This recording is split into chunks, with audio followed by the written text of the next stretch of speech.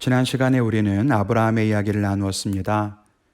어디로 갈지 알 수 없지만 하나님의 인도하심을 따라 그 보이지 않는 길을 걸어갔던 아브라함의 모습이 바로 믿음의 모습이라는 이야기를 했습니다. 오늘도 그 이야기가 이어지고 있는데요. 아브라함과 그의 아들 이삭, 그리고 그 후손들에 대한 이야기를 계속 이어가고 있습니다. 아브라함은 그의 나이 75세 때에 아들을 약속받지만 이삭을 낳은 것은 그가 100세가 되었을 때였습니다.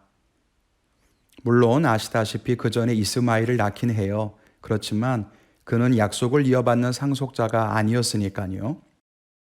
하늘의 별처럼 바다의 모래처럼 많은 자손을 주시겠다고 했지만 아브라함이 품에 안은 아들은 이삭 한 명이었습니다.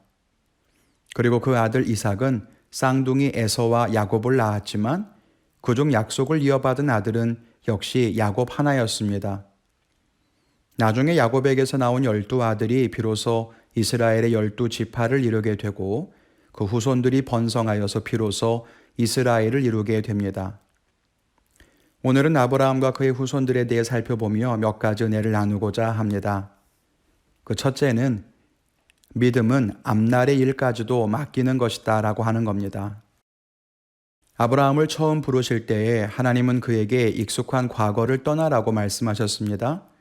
너가 살던 본토를 떠나고 친족으로 무리지어 살던 삶을 떠나고 아버지를 비롯한 가족을 떠나라고 하셨지요.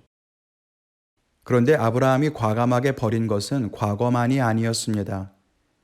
아브라함은 그의 앞날, 즉 미래까지도 포기하는 믿음이 있었습니다. 우리가 잘 아는 이삭을 바치는 이야기를 오늘 히브리서에 다시 기록하고 있습니다.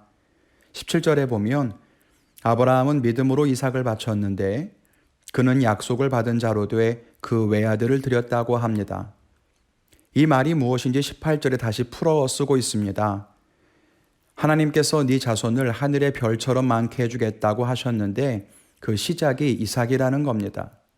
이삭을 통해서 자손이 번성하게 될 거라는 거죠. 그런데 하나님께서 그 이삭을 바치라고 하는 겁니다. 여러분, 이게 말이 됩니까?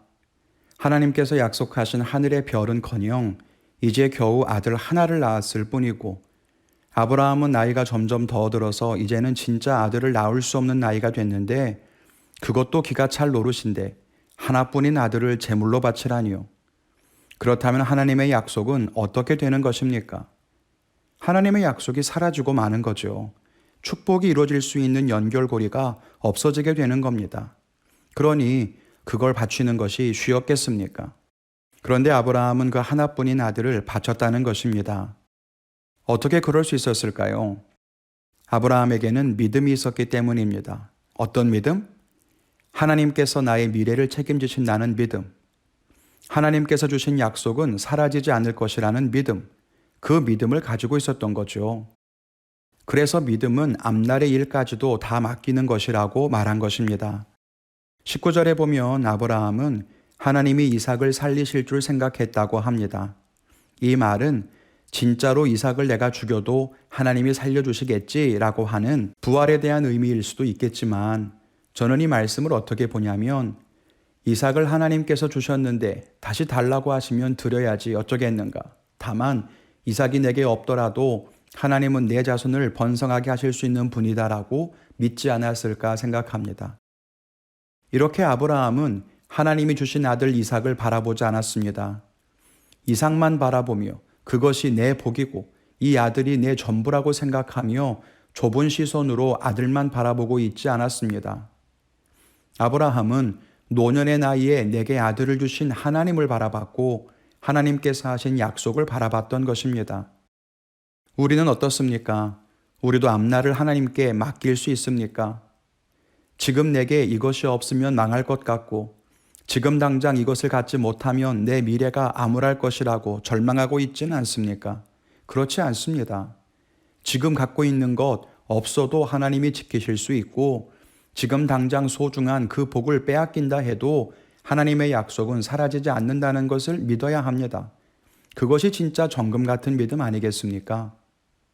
사르밧 과부가 엘리야를 만났을 때 과부에게는 아들과 한 끼 먹을 기름과 가루 조금밖에 남아있지 않았습니다. 그때 엘리야가 그것을 가지고 나를 위해 떡을 만들어 달라고 요청합니다. 사르밧 과부는 어땠나요? 내일을 위해서 오늘 이것을 포기할 수 없다고 가루를 움켜쥐지 않았습니다. 기약할 수 없는 내일을 위해서 오늘 불순종하는 것이 아니라 내일은 맡겨버리고 오늘을 순종하는 삶을 선택했던 것입니다. 그랬더니 가루와 기름이 떨어지지 않는 복을 누리지 않았습니까? 우리에게도 이 믿음이 있었으면 좋겠습니다. 둘째는 약속을 이어가는 것이 믿음이라는 것입니다. 아브라함의 이 믿음은 아들 이삭에게로 이어지고 야곱에게로 또 그의 아들들에게로 이어져 갔습니다. 놀라운 것은 그들이 아브라함에게 주신 약속을 대를 이어서 계승해 갔다는 점입니다. 20절을 보시죠. 믿음으로 이삭은 장차 있을 일에 대하여 야곱과 에서에게 축복했다고 합니다. 지금 보이는 것이 아니라 앞으로 되어질 일을 축복한 거지요. 야곱도 마찬가지예요. 21절에 요셉의 각 아들에게 축복합니다.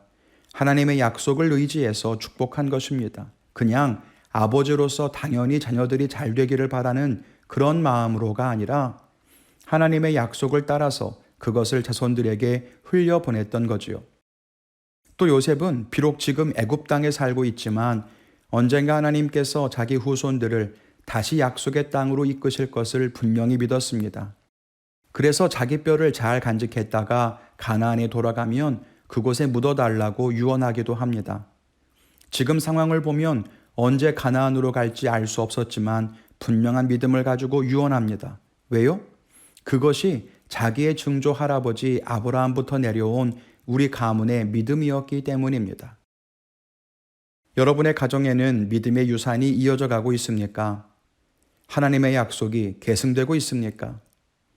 현실에 대한 바람과 나의 욕심을 따라서 구하는 것이 아니라 하나님이 주신 약속을 이어가는 가문이 되기를 바랍니다. 그것이 흑암 속에서 우리를 지키는 빛이 되고 어둡고 절망적인 상황을 만났을 때 그것을 헤쳐가는 능력이 될 것입니다. 우리 모두가 이 믿음으로 승리할 수 있기를 간절히 축원을 드립니다. 오늘도 보이지 않지만 믿음으로 길을 걸어가 끝까지 승리하는 복된 성도님들이 되시기를 간절히 축원을 드립니다.